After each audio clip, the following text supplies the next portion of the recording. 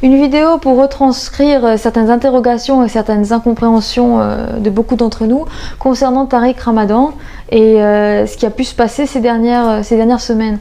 Donc nous avions un homme qui est venu se faire entendre par la police de manière très confiante et qui 3 semaines plus tard se retrouve aux urgences, à l'hôpital et qui est passé par une détention provisoire dans un isolement total, sans contact avec sa famille, ni même un appel.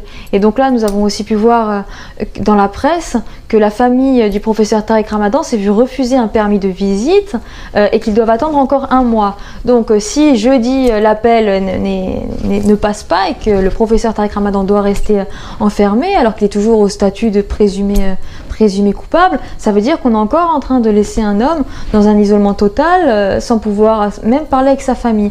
Et nous savons tous à quel point c'est destructeur, psychiquement parlant, c'est destructeur d'être dans ce type d'isolement. Rappelons aussi que la Cour européenne des droits de l'homme a plusieurs fois épinglé la France concernant la détention provisoire abusive et que c'est un fait parlant. Il faut que nous renseignions là-dessus, il faut que nous donnions plus de savoir et surtout, il nous faut des réponses. Le professeur Tariq Ramadan a des problèmes de santé et il est malade. Le médecin de la prison, comme nous avons pu le lire dans la presse, a déclaré officiellement que son état n'allait pas avec la détention. Les médecins qui suivent le professeur Tariq Ramadan ont dit pareil. Et puis, nous avons pu apprendre dans la presse qu'un médecin qui l'a vu 15 minutes déclare le contraire par rapport à cette maladie. Donc là aussi, des questions se posent. Et un sentiment d'injustice profond est en train de naître un peu partout.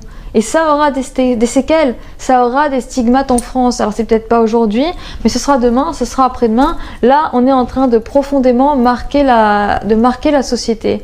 À ce stade-là, il y a un présumé accusé et il y a des présumées victimes, mais tout le monde est innocent. On est à un stade où les victimes sont innocentes par définition, mais l'accusé est aussi innocent. Et c'est bien une des valeurs centrales de la loi française et de la République, la protection de l'intégrité de chaque personne. Et là, quelque part, l'intégrité du professeur Tariq Ramadan n'est pas respectée. Et un dernier point que je trouve très important concernant les questionnements légitimes, c'est la presse. Les médias se sont mêlés de toute cette affaire d'une manière très particulière en parlant constamment du professeur Tariq Ramadan comme l'accusé, mais aussi comme l'islamologue, le petit-fils du fondateur des frères musulmans, le prédicateur. Toutes ces données-là font quand même référence à une idéologie et à une religion. Donc, c'est normal que pour certains, ça crée un trauma et ça donne l'impression qu'on est constamment en train de stigmatiser. Les médias ont une responsabilité dans la société, ont une responsabilité sur les futures générations. Et là, ce qu'on a créé, c'est vraiment de désigner un coupable, mais presque d'en faire un ennemi public numéro 1. D'en faire un prédateur alors que rien n'est vérifié, rien n'a été prouvé à ce stade de l'enquête. Et laisser une enquête se dérouler, ce serait déjà que les médias ne commencent pas leur travail d'influence. Et ça, c'est un travail d'influence de masse. Donc je proposerais à tous ceux qui m'entendent, à tous ceux qui m'écoutent et qui sont pour la justice, de vraiment essayer de faire contrepoids en prenant parole de manière pacifique, mais en prenant parole un peu partout, en se positionnant de manière publique, en créant des rassemblements et en demandant à ce qu'il y ait une justice juste, en demandant à ce qu'il y ait un profond respect de la présomption d'innocence. Aujourd'hui c'est Tariq Ramadan, mais demain ça peut être une autre personne, l'autre côté de la barrière n'est jamais bien loin.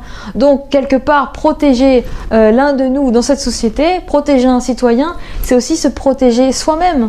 Donc j'appelle toute personne qui m'entend à prendre parole, à se poser des questions, à interroger tout ce qui a pu se passer et aussi à ce qu'on se rassemble finalement par rapport à cette affaire. J'ai pu lire dans la presse un article qui faisait le comparatif entre l'affaire Dreyfus et l'affaire Tariq Ramadan. Je rejoins ce point et même si vous ne rejoignez pas ce point, même si pour vous il y a la question de la culpabilité ou l'innocence, juste si on reste sur un point très strict de la manière dont se déroulent les choses dans le processus d'investigation, la question de la présomption d'innocence, là, en quelque part est bafouée, et c'est notre rôle de citoyen de se positionner. Donc toute personne qui le peut, toute personne qui aime écrire, qui aime parler, qui aime dire, je vous invite vraiment à prendre parole publiquement, je vous invite à être acteur de cette société. Rien de pire que d'être passif, parce qu'après on va passer d'injustice en injustice en injustice et ça ne s'arrêtera pas. Quand on regarde aujourd'hui, il y a eu plusieurs affaires quand même dans la presse qui sont destructrices pour la société, mais aussi pour l'inconscient collectif.